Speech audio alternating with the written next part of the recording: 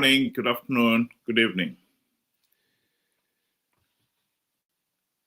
Religion has become the opium of the people, especially in Zimbabwe. Zimbabwean people are very religious. And both Zanu PF and the opposition leaders have taken full advantage of that.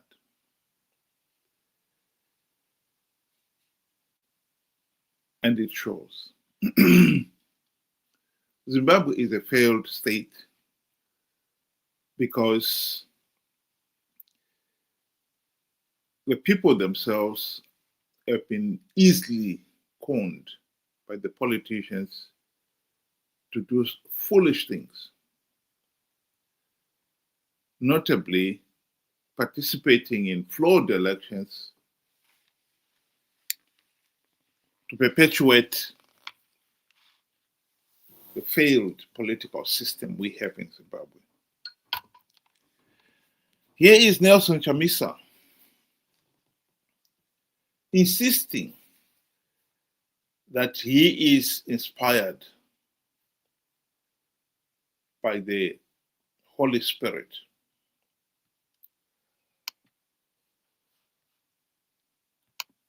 And I can tell you that we are fully aware of the anxiety, but you also need to understand that at times it's not necessarily about Nelson Chamisa the person. It's about the people. People make the mistake of thinking that I do things as an individual. No, they are forces.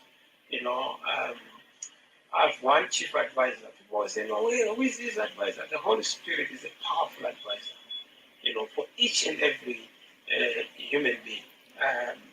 So it's very important to understand that when we are taking steps or decisive moves, we are motivated and inspired. And of course, we must also carry the best. So the Holy Spirit is Nelson Chamisa's chief advisor. And hence, of course, the reason why he has been using hashtag God is in it,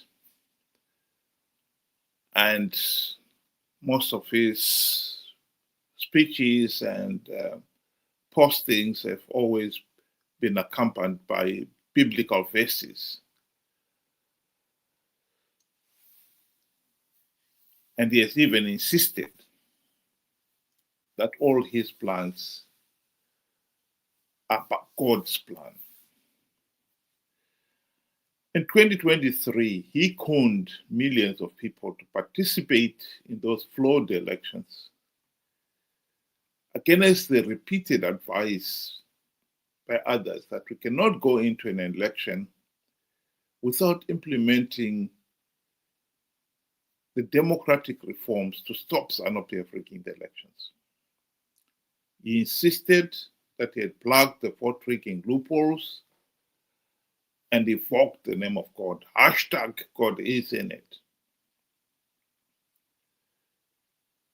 The tragedy is, of course, that millions believed him and they participated in those flawed elections.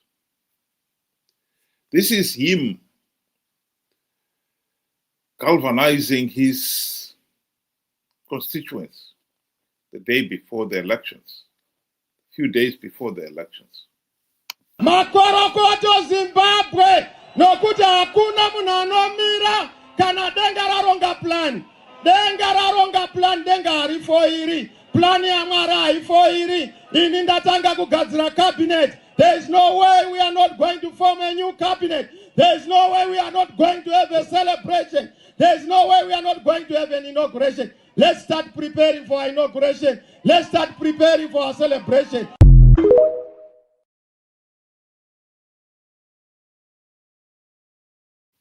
Of course, he was lying. Zanu PF went on to blatantly rig those elections. And by participating, he gave the regime legitimacy. What is disappointing here is that this was not the first time he had lied to the people of Zimbabwe, evoking the name of God. In 2018, it was the same thing. He told the people that MDC Alliance had stringent measures to stop Zanu PF rigging the elections. People believed it. Here is the one occasion where Chamisa was taken to task for his lying. Ende patakasangana na Trump akatibvunza navakomana mari yamuri kuda kuti nyika ifambe imari. Serious questions were raised about your behaviour in Washington, D.C. You did see some senior people on Capitol Hill, some Congress people, but you also claimed that you'd seen Donald Trump. You claimed you had a conversation with him in which you said he asked you how much you needed to move the country forward. You told him $15 billion, and he said to you that he would provide the money if you won the election. That was not true, was it? Sangana na Trump akatibvunza navakomana mari yamuri kuda kuti nyika ifambe imari. It was not true that you'd seen Donald Trump and that Donald Trump indicated to you that he would provide, if you won the election, $15 billion. All those statements were said by other people, not what I said. Akasangana na Trump akatibvunza navakomana mari yamuri kuda kuti nyika ifambe imari. Well, no, because there is a video which shows you at a rally in January back home in Zimbabwe saying that Donald Trump had pretty much promised you $15 billion. To be clear, because some people in Zimbabwe are still confused, you're now telling me you did not meet Donald Trump. We did not.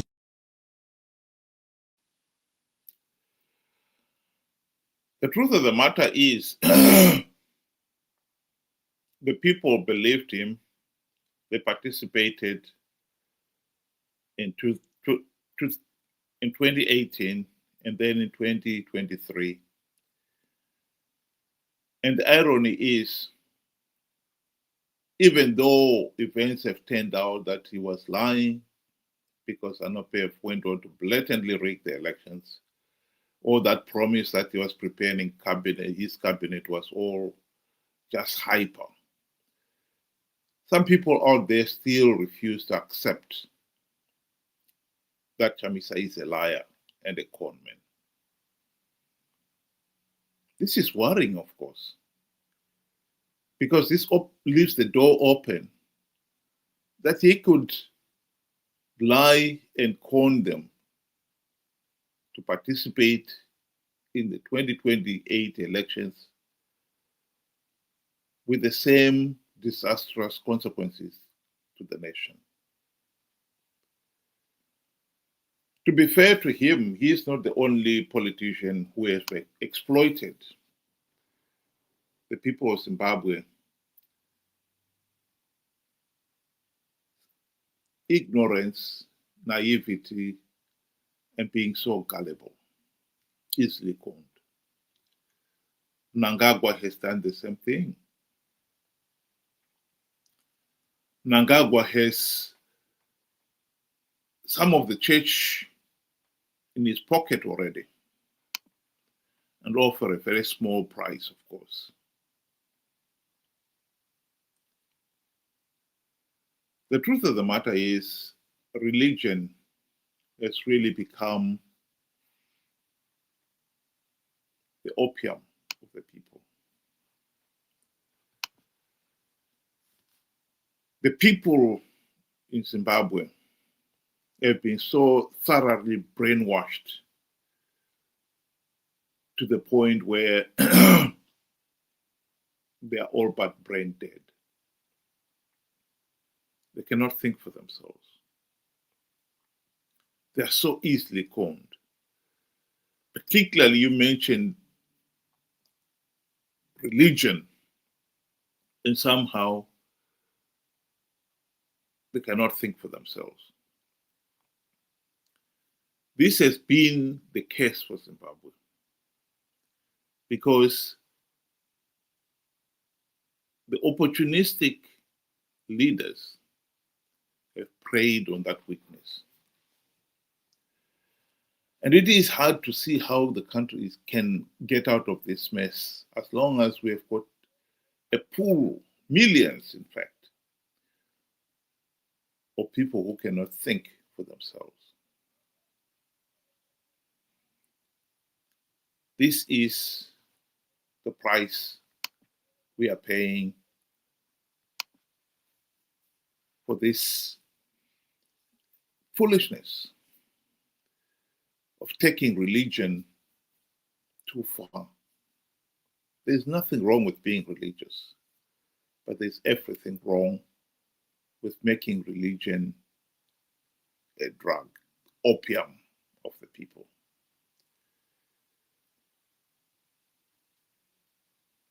I do not believe Chamisa's policies have been advised by the Holy Spirit, because he has claimed that in the past, and events have proven that it was just a false claim. And why anyone should continue to be conned just because Chamisa uses the hashtag God is in it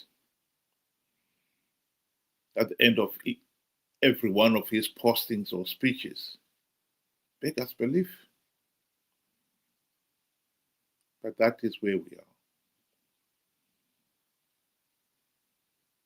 That is the tragedy of Zimbabwe.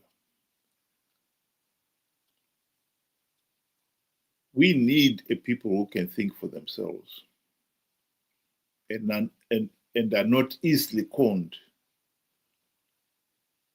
to do foolish things, like participating in a flawed election only to give vote rigging Zanu PF legitimacy and perpetuate one's own suffering. Thank you very much.